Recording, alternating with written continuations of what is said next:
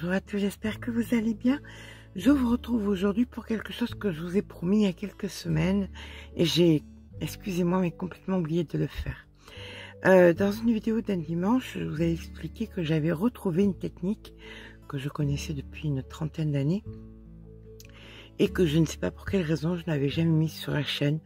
L'âge se faisant, on oublie parfois les choses et je pense que ça va être intéressant pour vous. Alors, je pense qu'il y a une majorité de gens qui connaîtront cette astuce, mais il y a aussi pas mal de gens qui ne la connaîtront pas et qui vont être bien contentes de la connaître parce que ça va donner une autre vision des choses sur les brides. Les brides telles qu'on les connaît, c'est ça. Voilà. Ça, ce sont des brides. Alors, peu importe si vous les travaillez avec un crochet plus fin, c'est écarté, plus écarté, moins écarté, mais néanmoins ça donne ça. Voilà, ça nous donne ça, que ce soit en été, en hiver, un maillot, un pull, peu importe, c'est ouvert. Il y a les brides liées, et les brides liées, c'est quoi?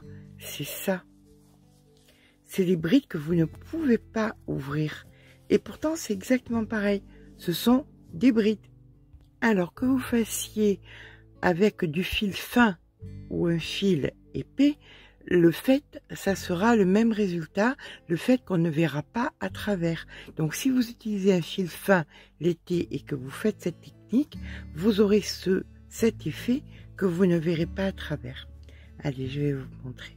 Je vais arrêter de blablater, je vais vous montrer comment on fait. Donc ça, c'est une bride normale, d'accord? Où on voit à travers. Pour faire une bride liée, on va venir tout simplement, vous voyez, ici, ça a formé, vous avez formé ici, une petite, il y a un petit fil. Vous venez passer votre crochet à travers, comme ceci. Maintenant, vous piquez dans la maille, comme ceci, et là, vous venez faire un premier jeté, puis un second jeté.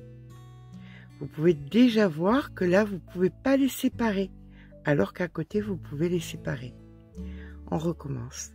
Là, vous allez venir et vous allez les glisser à l'intérieur, comme ceci. Vous récupérez votre fil, vous faites un jeté, vous piquez dans la maille d'à côté, vous récupérez le fil et un jeté sur les deux, puis un jeté sur les deux. Et là, vous avez encore lié vos brides. Encore une fois. On vient dessous, comme ceci. On récupère le fil.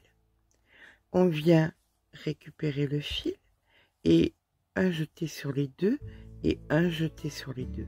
Et là, vous voyez, ça crée une petite barre entre les deux qui vous signifie que vous avez fait une bride liée, changeant complètement de la bride dite normale. Maintenant, la question qu'on se pose, c'est comment on commence ça, qu'on soit tout en bas ou qu'on soit en début de rang. Quand vous terminez votre rang.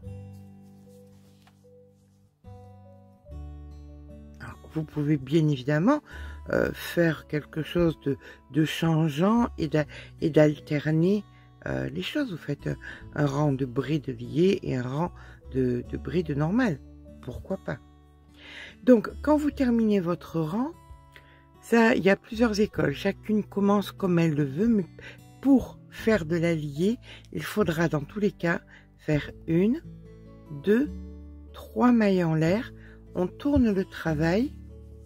Et là, maintenant, vous allez venir commencer, comme tout à l'heure, à lier. Donc, pour ça, vous allez prendre votre crochet, piquer dans la maille, vous récupérez le fil ici, vous allez piquer dans la première maille ici, et vous faites un jeté sur les deux, puis un jeté sur les deux. Là, vous voyez, vous avez créé votre première petite barrette qui va vous servir à faire les barrettes sur tous les rangs. Là, maintenant, vous allez piquer dans la barrette, vous récupérez le fil, vous allez dans la maille d'à côté, vous récupérez le fil, et vous faites un jeté sur les deux et un jeté sur les deux. Et là, ça y est, on est parti. On continue. on pique dans la barrette, on récupère le fil, on pique, on récupère le fil, un jeté sur les deux, un jeté sur les deux, et on continue. Dans la barrette, ici, on récupère le fil et on fait un jeté sur les deux et un jeté sur les deux. Voilà, et comme ça, vous allez pouvoir continuer autant que vous voulez. Bien évidemment, ceci se fait sur la bride, mais ceci se fait aussi sur la demi-bride.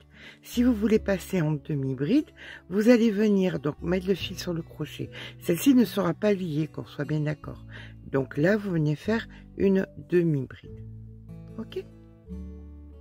Vous allez venir ici, piquer, vous récupérez le fil, vous allez récupérer comme ceci votre fil, et là vous n'allez pas faire sur les deux, autrement ça sera une bride. Vous allez simplement sur les trois et on recommence. Là vous passez votre crochet à l'intérieur, vous récupérez votre fil, vous allez dans la maille d'à côté, vous récupérez, vous en avez 3, et là vous faites sur les 3, et vous voyez, ce n'est plus de la bride liée, mais de la demi-bride liée. Et encore une fois, même système, on ne voit pas à travers. Et encore une fois, ça peut servir pour plein de choses. Comme je vous dis, surtout en été, si vous faites des ouvrages en coton et que vous ne voulez pas qu'on voie à travers, tout au moins au niveau de la poitrine, quand vous êtes en train de travailler au niveau de la poitrine, après sur le reste du corps, si vous voulez quelque chose de plus léger et de plus aéré, écoutez, vous faites de la bride normale ou de la demi-bride normale, mais au niveau des endroits que vous ne voulez pas qu'on voit, et bien tout simplement, vous pouvez faire cette astuce. Voilà, comme quoi, des fois on oublie, et puis j'espère que maintenant qu'elle va être sur Crochet Academia, je ne l'oublierai pas et je vous la proposerai un petit peu plus souvent. Sur ce, eh bien écoutez, je vous souhaite de passer une bonne journée. Je vous dis à très vite pour un nouveau tuto. N'hésitez pas à retrouver ce point sur la chaîne Crochet Academia. N'hésitez pas à mettre un petit pouce en l'air si cette astuce vous a plu. Alors, il est clair que ce n'est pas tout comme une bride, ce n'est pas quelque chose de nouveau. C'est quelque chose qui existe depuis que le crochet existe quasiment. Voilà, donc vous avez dû le voir, le revoir, mais encore une fois, tout comme certaines astuces, on oublie de les donner, là, vous pouvez la retrouver sur Crochet Academia, sur cette chaîne. N'hésitez pas à liker, n'hésitez pas à vous abonner. Je vous fais de gros bisous et je vous dis à très vite pour un nouveau tuto.